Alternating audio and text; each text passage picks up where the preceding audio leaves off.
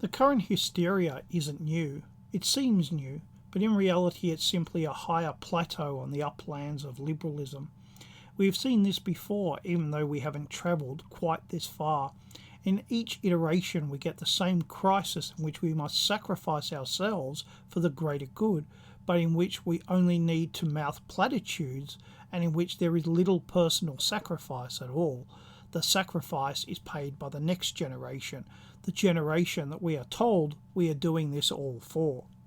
The two world wars prove that people are prepared to sacrifice. It further proved that a crisis brings people together. Now we have real crisis and manufactured crisis, but we have to work out which is which by ourselves. You may have noticed before the current permanent crisis that we would have a new crisis every few months. It would become the most important topic in the world, and then it would fade away.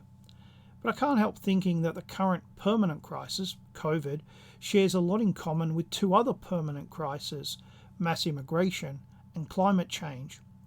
All share the ideas that unless we support this, we are holding back the future, that we are all in this together, when in reality it divides us.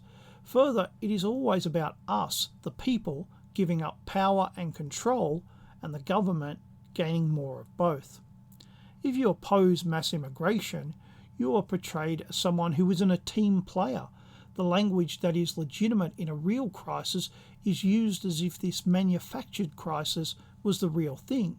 This is for the good of the country, for the good of us all. Unless we have mass immigration, then how will we be able to survive in the future? Of course, only one answer, their answer, is allowed. We see all of these arguments being used in support of the COVID crisis. Climate change also uses all of these arguments, but it adds a few of its own. It isn't just the country that is at stake, but the future of the entire planet. Every person on Earth is at risk, rich people and poor people, even the poor animals, the coral reefs, and don't forget the plants. This is a catastrophe, a world-ending event. Stop being selfish and help those who care end climate change. Why is it that we can't adapt to climate change? The answer is never the correct one. No, the only answer allowed is their answer, whereby the government gains more power at our expense. So much of the climate change argument is at odds with itself. Our level of technology and our consumer lifestyles are apparently to blame. But have you seen a decrease in advertising to discourage this type of lifestyle? Tariffs to stop imports? You may, however, have noticed the hypocrisy of people living in big houses, driving big cars, and travelling in big jet airliners, telling everyone else about how bad climate change is, how you need to make sacrifices, but for them, it's more about being virtuous. The contradictions are part of its appeal. It divides the righteous from the unbelievers. This affects everyone, is also a weapon of division. Now we come to COVID. Just as we seem to think that things are starting to become sane, we find that insanity is the order of the day. The flu has largely disappeared and COVID has appeared. We are told that we need 70% of the population vaccinated. We are told that we need 0 cases. We are told that lockdowns, masks and travel restrictions are all sane responses. But as with climate change and mass immigration, the contradictions are all part of the package.